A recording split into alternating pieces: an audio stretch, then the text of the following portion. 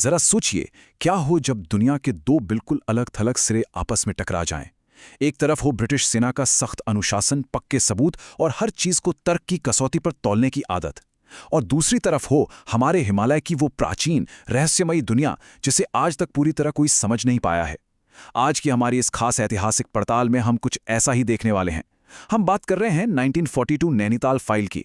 सच मानिए, ये कोई सुनी सुनाई लोक कथा नहीं है।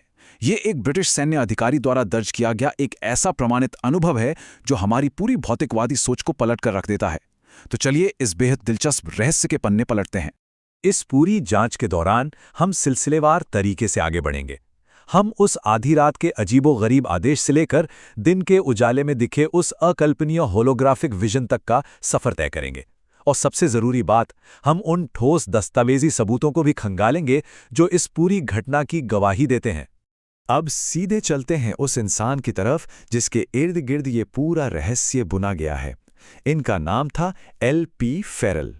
फेरल 1940 के दशक में ब्रिटिश सेना की पश्चिमी कमांड में कमांडेंट रैंक के एक बड़े अधिकारी थे, और यहीं पर एक बहुत ही दिलचस्प विरोधाभास देखने को मिलता है।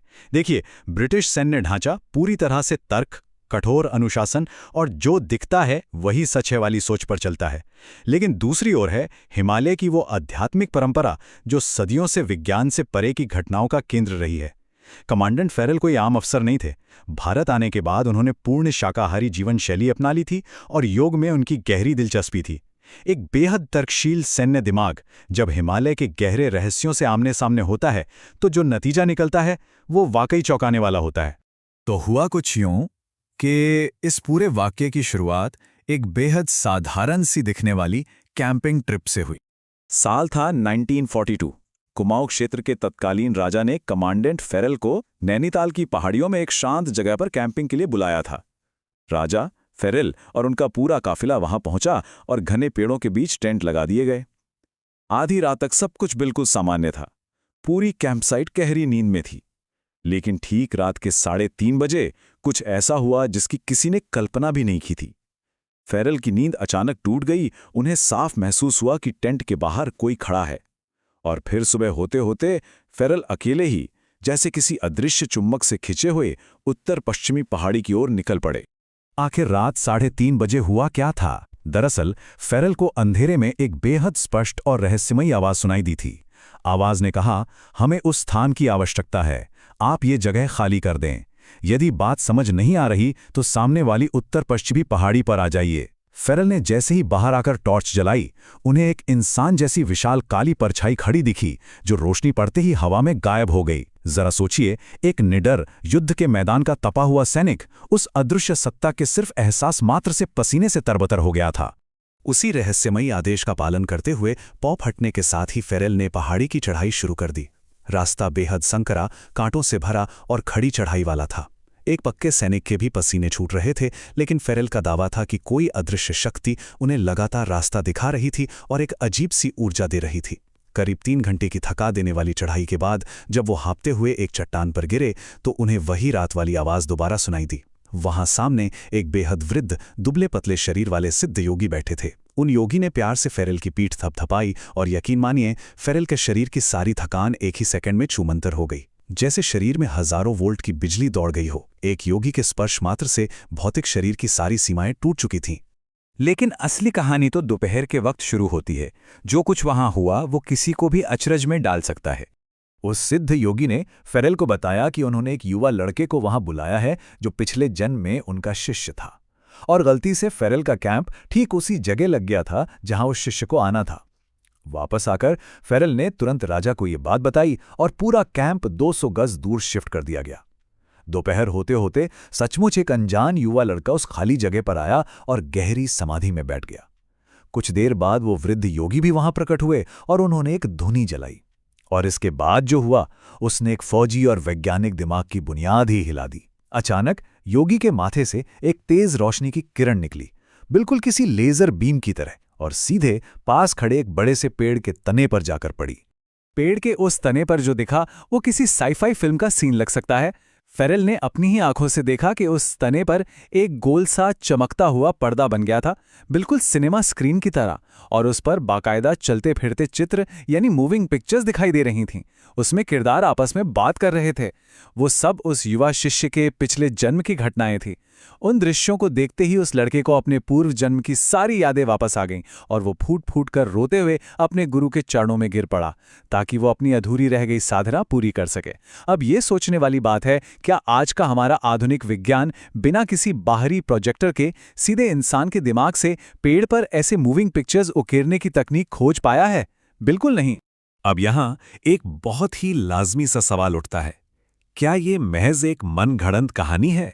यहीं पर हमारी ये पड़ताल सबसे अहम मोड़ लेती है, क्योंकि इसके सबूत कागजों पर दर्ज हैं। इस पूरी घटना को जो बात सबसे अलग और प्रामाणिक बनाती है, वो है इसका ठोस पेपर ट्रेल। घटना के 17 साल बाद 17 मई 1959 को फेरेल ने खुद इस पूरे वाक़ये को भारत की जानी मानी हिंदी पत्रिका साप्ताहिक हिंदुस्तान में प्रकाशित करवाया। जरा गौर कीजिए, उस दौर में एक उच्च पदस्थ ब्रिटिश अधिकारी द्वारा अपने नाम से किसी ऐसी रहस्यमयी घटना को सार्वजनिक रूप से लिखना बहुत बड़ी बात थी। बाद में अखंड ज्योति पत्रिका ने भी इसे छापा। फेरेल ने कोई प्रसिद्धि पाने के लिए ऐसा नहीं किया, बल्कि एक सच्चे शोधकर्ता की तरह उन्होंने जो देखा उसका सच्चा दस्तावेज दुनिया के सामने रख दिया। और दिलचस्प बात यह है कि फेरेल के साथ ये कोई इकलौता वाकया नहीं था। 1970 की अखंड ज्योति पत्रिका के रिकॉर्ड्स खंगालने पर एक और हैरान करने वाली जानकारी मिलती है। फेरेल ने इससे पहले 1939 में असम सीमा के पास परकाया प्रवेश यानी सोल ट्रांसफर की घटना भी अपनी ही आंखों से देखी थी। उस घटना में भी एक वृद्ध योगी ने अपना शरीर त्यागा और सामने पड़े एक मृत युवा के शरीर में प्रवेश कर लिया, और वो मृत लड़का तुरंत जीवित हो उठा। एक ब्रिटिश सैन्य अधिकारी के जीवन के ये पक्के रिकॉर्ड्स इस बात का साफ इशारा करते हैं कि हिमालय का ये आध्यात्मिक विज्ञान कोई भ्रम नहीं, बल्कि एक ठोस हकीकत थी जिसे उन्होंने बार बार देखा। अगर हम इतिहास के पन्नों को थोड़ा और पलटें तो पता चलता है कि हिमालयी शक्तियों का ये कोई नया या अनोखा कारनामा नहीं था। इसकी गूंज पहले भी सुनी जा चुकी थी। इन दो ऐतिहासिक घटनाओं को एक साथ रखकर देखिए।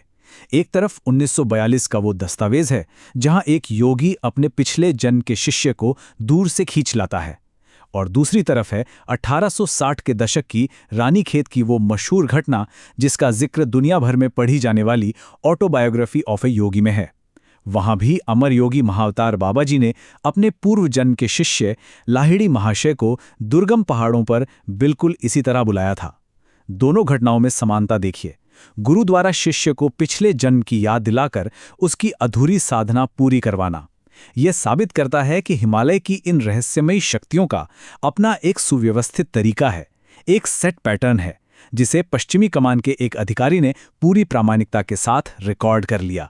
भगवद गीता जैसे हमारे प्राचीन शास्त्र अनादिकाल से यही कहते आ रहे हैं, आत्मा ना कभी जन्म लेती है और ना ही कभी मरती है। फेरेल ने पेड़ के तने पर जो पिछले जन्म की फिल्म देखी या असम में जो परकाया प्रवेश देखा, वो इसी प्राचीन सिद्धांत का एक जीता जागता प्रैक्टिकल सबूत लगते हैं। चेतना सिर्फ हमारे शरीर के केमिकल्स का खेल नहीं है, वो इससे कहीं आगे पूरी तरह स्वतंत्र है। तो अंत में हमारी ये पूरी पड़ताल एक बहुत ही गहरा सवाल छोड़ जाती है।